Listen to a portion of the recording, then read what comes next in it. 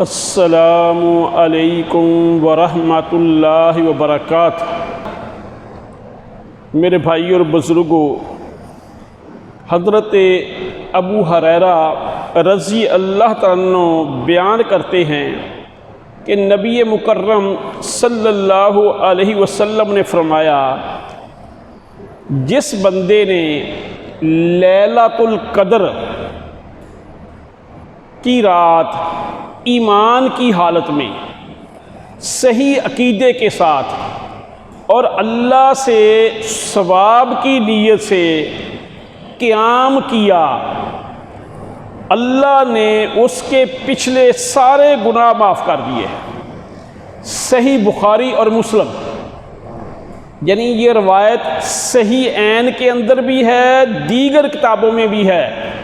اس کی اتھینٹسٹی پہ کسی کو کوئی کلام نہیں، کوئی بحث نہیں۔ اب جو آیا میں نے آپ کے سامنے تلاوت کی ہے، اس میں بھی یہی ہے کہ اللہ نے قرآن لیلۃ القدر کی رات نازل کیا، اور پھر اللہ تعالیٰ خود ہی کہتے ہیں کہ تمہیں کیا فہم، کیا شعور، کیا سمجھ کہ لیلۃ القدر کیا ہے، اور پھر کہتے ہیں کہ لیلۃ القدر خیر، بہتر ہے، اعلیٰ ہے، عرفہ ہے، خیر من الف شہر، 1000 مہینوں سے۔ اب 1000 مہینے 83 سال 4 ماہ کے قریب بنتے ہیں۔ اتنی ہم میں سے شاید ہی کسی کی عمر ہو، اور اس عمر میں ہم اپنا اگر بچپنا نکال دیں،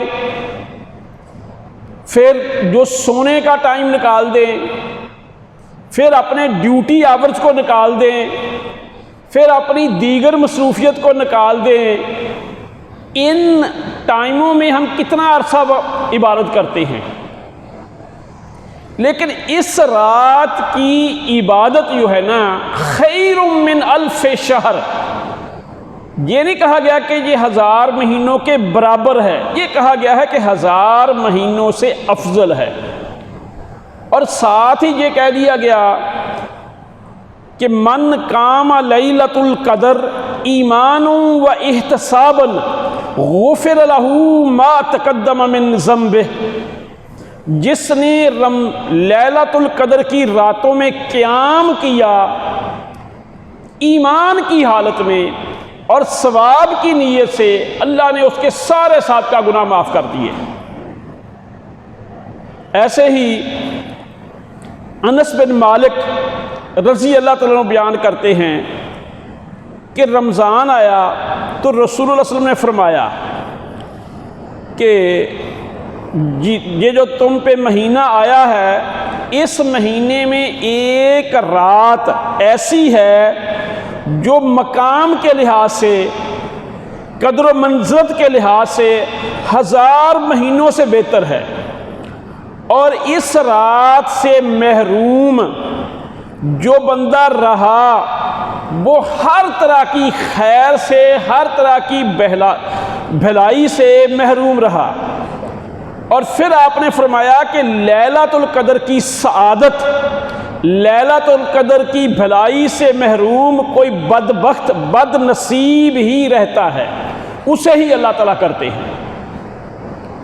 اب میرے بھائی، میں اور آپ سوچیں کہ ہم نے اپنا شمار کن لوگوں میں کروانا ہے؟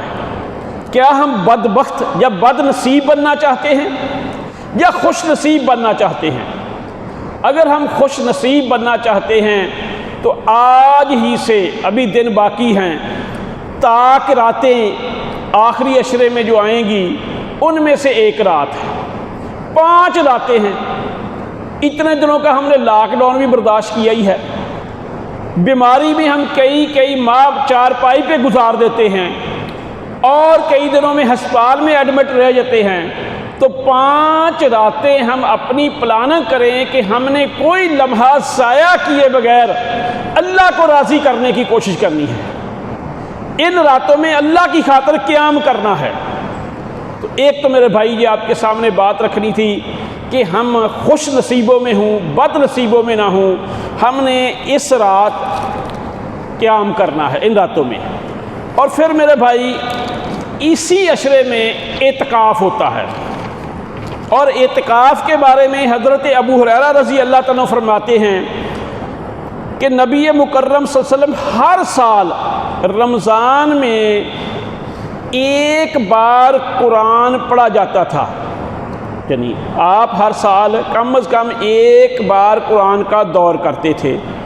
جس سال آپ کی وفات ہوئی تو آپ کے سامنے 2 بار قرآن پڑھا گیا۔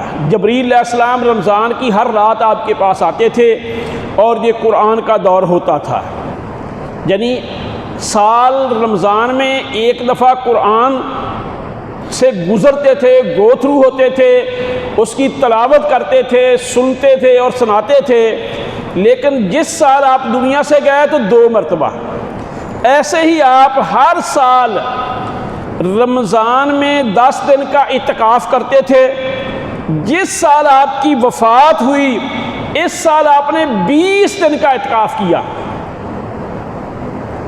یعنی باقی سالوں میں آپ 10 دن کا کرتے تھے، اس سال آپ نے 20 دن کا اعتکاف کیا ہے۔ تو اس سے کیا ثابت ہوتا ہے کہ میرے بھائی اعتکاف اسلام میں رہبانیت نہیں ہے۔ اگر آپ دنیا سے کٹ آف رہ سکتے ہیں تو صرف اعتکاف کے دن ہیں، تو یہ بھی ایک سنہری موقع ہوتا ہے کہ آپ لیلۃ القدر کو پالیں، کیونکہ بندہ وہ مجبوراً ہی سارے جنجالوں سے اپنے اوپر ایک پابندی لگا کے، اپنے اوپر کو باؤنڈ کر کے اللہ کے گھر میں بیٹھا ہوتا ہے، ہر چیز کو چھوڑ کے، تو اس کو لیلۃ القدر ملنے کی توقع، امید زیادہ ہوتی ہے۔ تو میرے بھائی 2 باتیں آپ کے سامنے رکھی ہیں، ایک تو اعتکاف کی اور ایک لیلۃ القدر کی۔